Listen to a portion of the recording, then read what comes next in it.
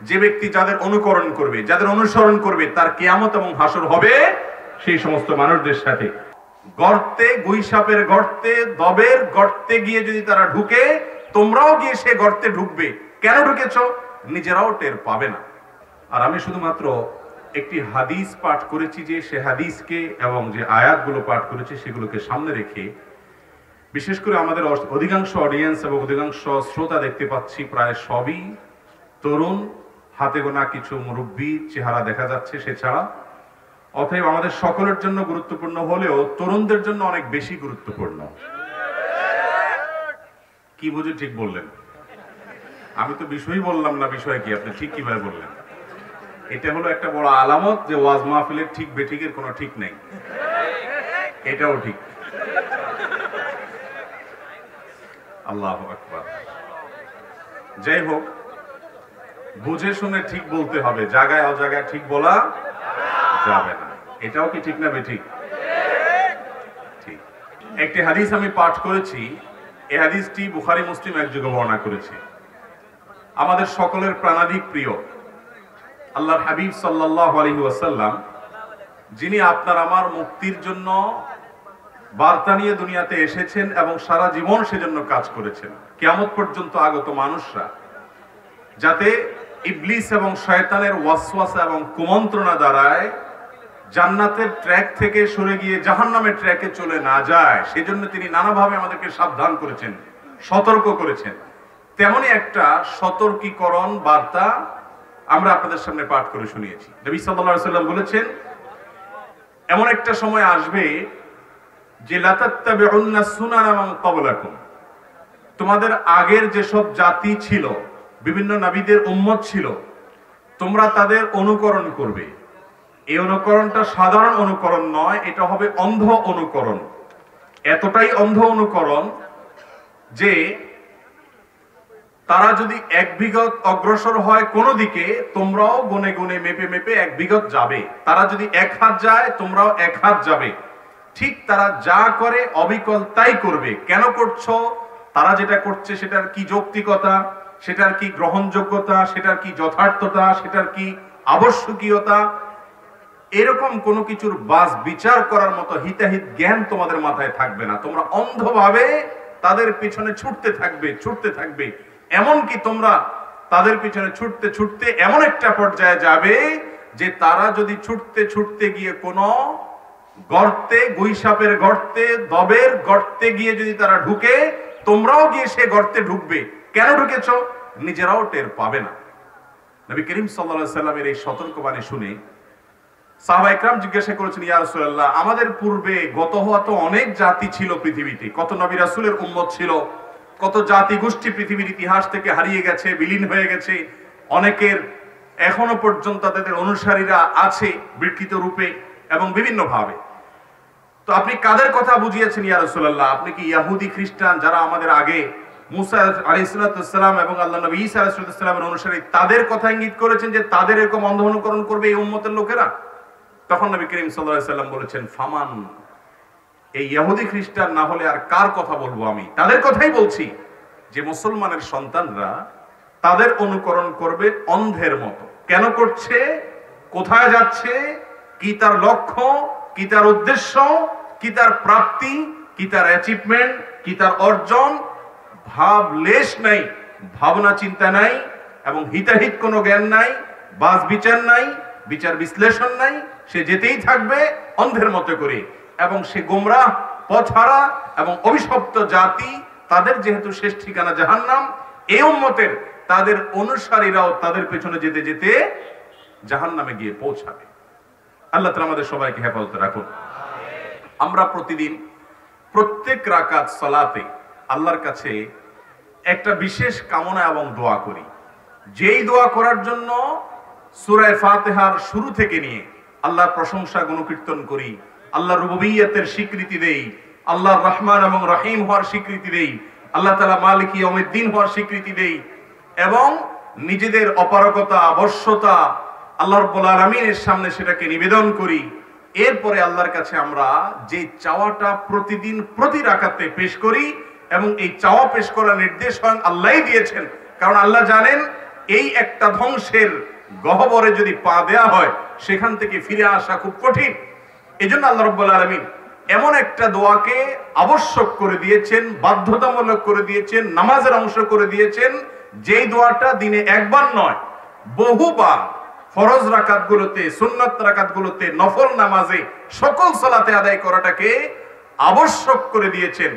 সেই দোয়াটা রিজিক প্রার্থনার কোনো দোয়া নয়, কারণ আল্লাহ জানেন যে ওয়ামা মিন দাব্বাতিন ইল্লা আলাল্লাহি রিজকুহা, এই আয়াতের আলোকে প্রত্যেক প্রাণীর জন্য বরাদ্দকৃত রিজিক সে ভোগ করবেই করবে। অতএব রিজিকের জন্য দোয়া, রিজিকের জন্য প্রার্থনা, রিজিকের জন্য হাহাকার, এটা করার খুব বেশি প্রয়োজন নেই। দোয়া প্রার্থনা তো ইমানদার তার পায়ের জুতার ফিতা ছিঁড়ে গেলে সেজন্য দোয়া করবে, সে শিক্ষা হাদিসে দেওয়া হয়েছে। কিন্তু এই দোয়ার চাইতে অনেক অনেক বেশি গুরুত্বপূর্ণ বিষয় হলো ইমানদার জান্নাত থেকে এসেছে। আমাদের বাপের বাড়ি কোথায়? আপনাদের বাবার বাড়ি কোথায়? না হেনি শহর? বাড়ি কোথায়? জান্নাত। আমাদের বাবা আদম কোত্থেকে এসেছেন? তাহলে আমাদের আদি বাপের বাড়ি কোথায়? আমরা সেখান থেকে চলে আসছি দুনিয়াতে। এটা সীমিত সময়ের থাকার জায়গা। আমাদের আবার টার্গেট হলো মূল বাপের বাড়িতে ফিরে যাওয়া, জান্নাতে ফিরে যাওয়া। যেন আমরা জান্নাতে ফিরে যেতে না পারি, এই জন্য ইবলিস নানা রকম পথ পন্থা পদ্ধতি সে আবিষ্কার করে রেখেছে।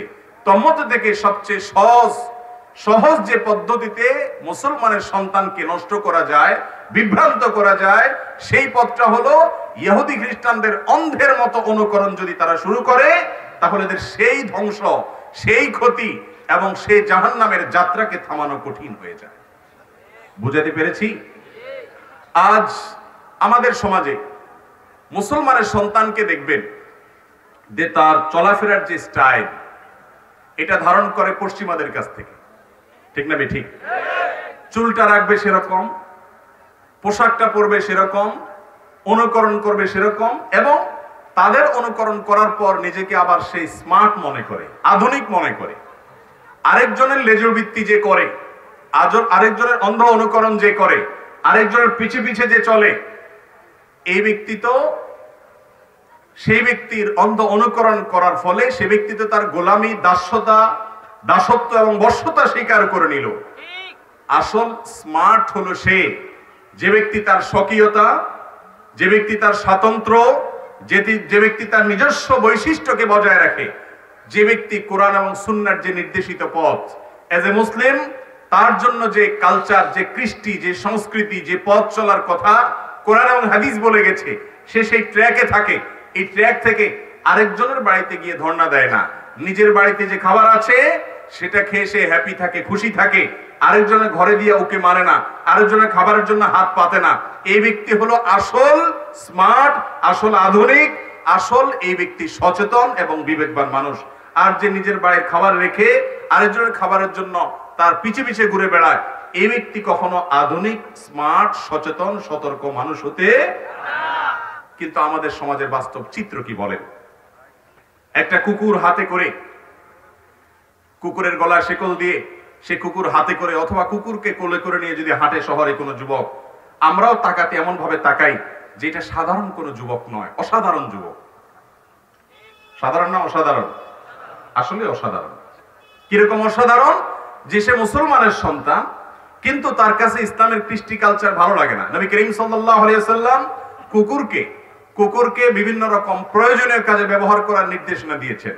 কুকুর আমাদের পাহারাদারির কাজ করতে পারে, আমাদের আইন শৃঙ্খলা রক্ষাকারী বাহিনীকে বিভিন্নভাবে সহায়তা করতে পারে, কুকুরকে প্রশিক্ষণ দিয়ে নানা রকম উপকারিতা অর্জন করা যেতে পারে।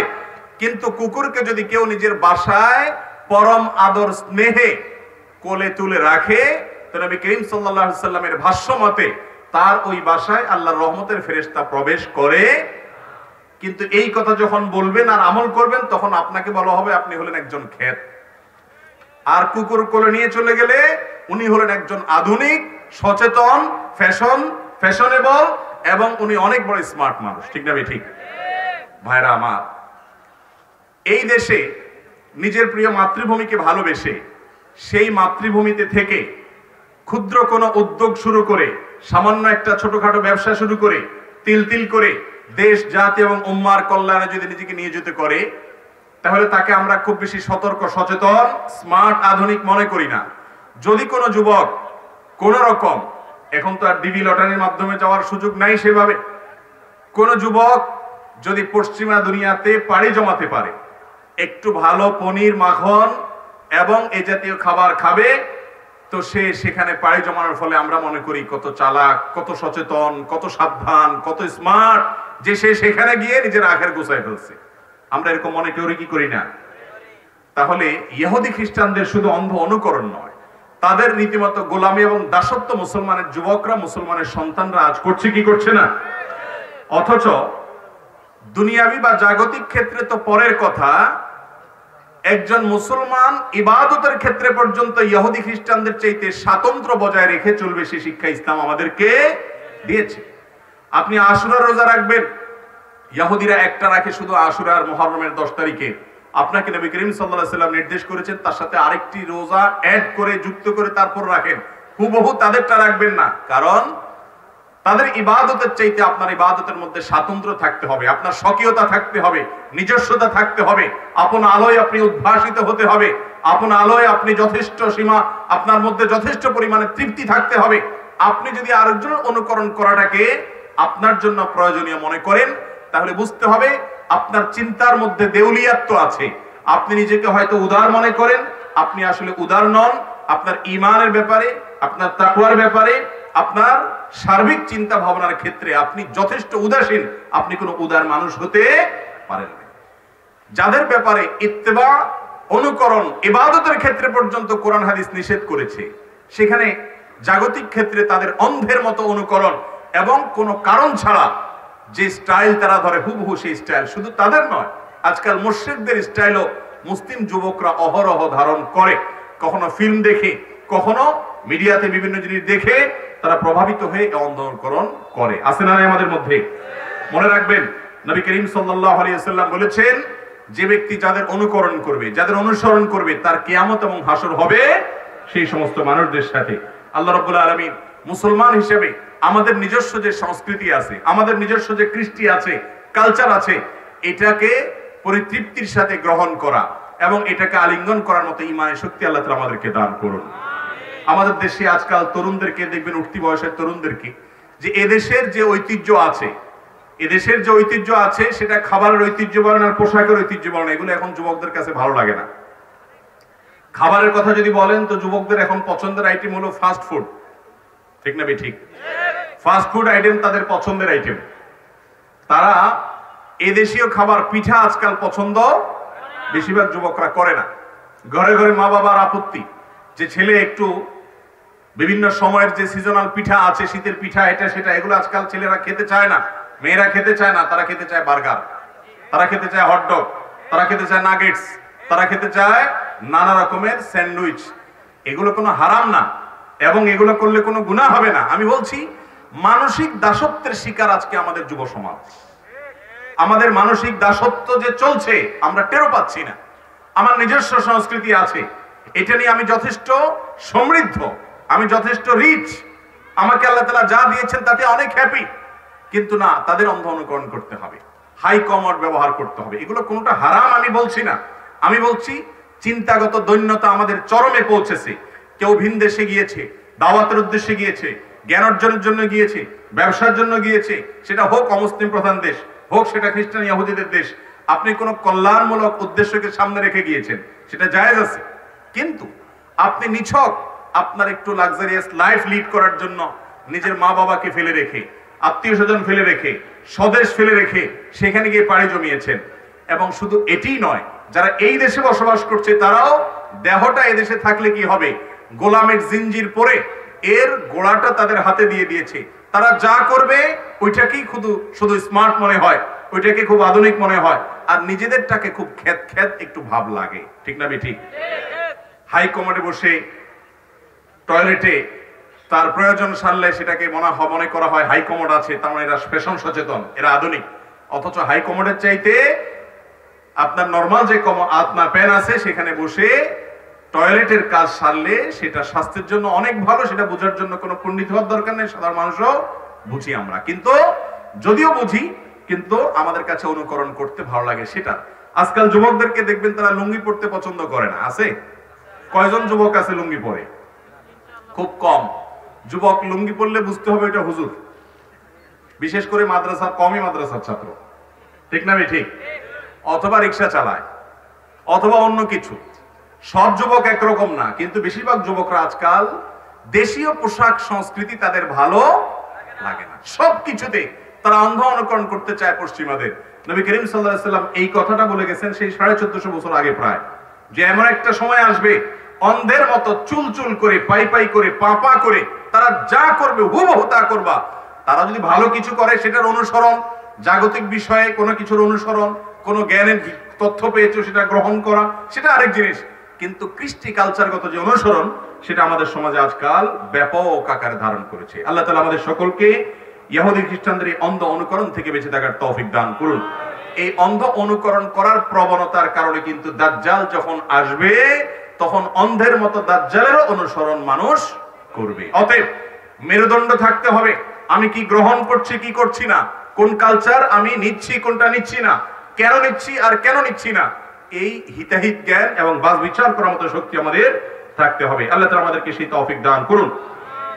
আমাদের নবী করিম সাল্লাল্লাহু আলাইহি সাল্লামের জীবন আদর্শ, তার সিরাত, তার কৃষ্টি, তার কালচার আমাদের আছে না নাই? মুসলমান স্বয়ং সম্পূর্ণ, অন্য কারোর কাছ থেকে কোনো কৃষ্টি কালচার ধার করার কোনো প্রয়োজন নাই।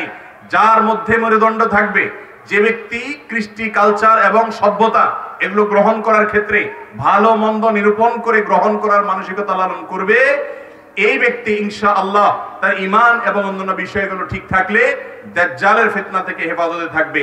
আর যে ব্যক্তি যা পায় সেটাই গ্রহণ করে, এই ব্যক্তি দেখবেন যে সে এক সময় সে অথবা তার মতো যারা আছে তারা দাজ্জালের অনুসারী হবে। অতএব এই হাদিসের আলোকে ইহুদি খ্রিস্টানদের অন্ধ অনুকরণ করার প্রবণতা থেকে আমরা বেরিয়ে আসার চেষ্টা করব তো ইনশাআল্লাহ। মুসলমানের জন্য কোরআন এবং হাদিস যে সংস্কৃতি দিয়েছে, যে সভ্যতা দিয়েছে, বাঙালি হিসাবে, বাংলাদেশী হিসাবে আমাদের দেশীয় যে কৃষ্টি কালচার সভ্যতা আছে, কোরআন হাদিসের সাথে সংঘর্ষ না থাকলে, কোনো কন্ট্রাডিকশন না থাকলে সেটাকে গ্রহণ করব আমরা।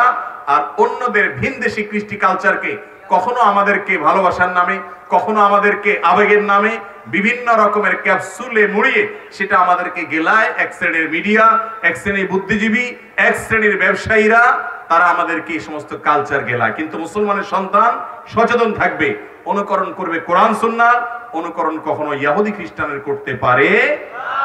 নবী করিম সাল্লাল্লাহু আলাইহি সাল্লাম তাদের ইত্তেবা, তাদের অন্ধ অনুকরণ থেকে আমাদেরকে সতর্ক করেছেন। আমরা সতর্ক থাকবো তো ইনশাআল্লাহ। আপনার জীবনে ইহুদি খ্রিস্টানদের অন্ধ অনুকরণের কি কি বিষয় আছে আপনি সেটা দেখুন এবং সেখান থেকে বেরিয়ে আসার চেষ্টা করুন। আল্লাহ তাআলা আমাদের সবাইকে কোরআন এবং হাদিসের থেকে আলো গ্রহণ করে দুনিয়া এবং আখিরাতে আলোকিত হওয়ার তৌফিক দান করুন। কুফর এবং ইহুদি খ্রিস্টান যাদের কাছ থেকে পানা চাইতে বলা হয়েছে, ইহদিনাস সিরাতাল মুস্তাকিম, আল্লাহ আপনি আমাদেরকে সিরাত মুস্তাকিম দেখান, সরল পথ দেখান। সরল পথের সংজ্ঞা কি? সিরাতাল্লাযিনা আনআমতা আলাইহিম, যাদের প্রতি আপনি নিয়ামত দিয়েছেন তাদের পথ দেখান। গায়রিল মাগদুবি আলাইহিম, যাদের প্রতি আপনার গজব নাজিল হয়েছে, খ্রিস্টানদের, ইহুদিদের কথা বলা হচ্ছে, ওয়ালা দাল্লিন, এবং যাদের প্রতি আপনি অসন্তুষ্ট হওয়ার ফলে তারা বিভ্রান্ত হয়েছে, পথহারা হয়েছে, খ্রিস্টানদের কথা বলা হচ্ছে। এই দুই শ্রেণী মানুষের অনুসরণ যেন আমরা না করি। প্রতি রাকাতে আমরা পানা চাই, অথচ হয়তো নামাজের মধ্যেই কোনোভাবে নিজের অজান্তে তাদের অনুকরণ করছি। আছে না নাই আমাদের মধ্যে? আল্লাহ তাআলা আমাদের সবাইকে এই বড় ফিতনা, কিয়ামত যত নিকটবর্তী হবে, এই অন্ধ অনুকরণটা ইহুদি খ্রিস্টানদের, এটার প্রবণতা, এটার টেন্ডেন্সি আমাদের সমাজে আরো বাড়তে থাকবে। আল্লাহ তাআলা আমাদের সবাইকে, বিশেষ করে তরুণ সমাজকে এই ধরনের অন্ধ অনুকরণ থেকে বাঁচিয়ে ঈমানি মেরুদণ্ডের উপর টিকে থাকার তৌফিক দান করুন।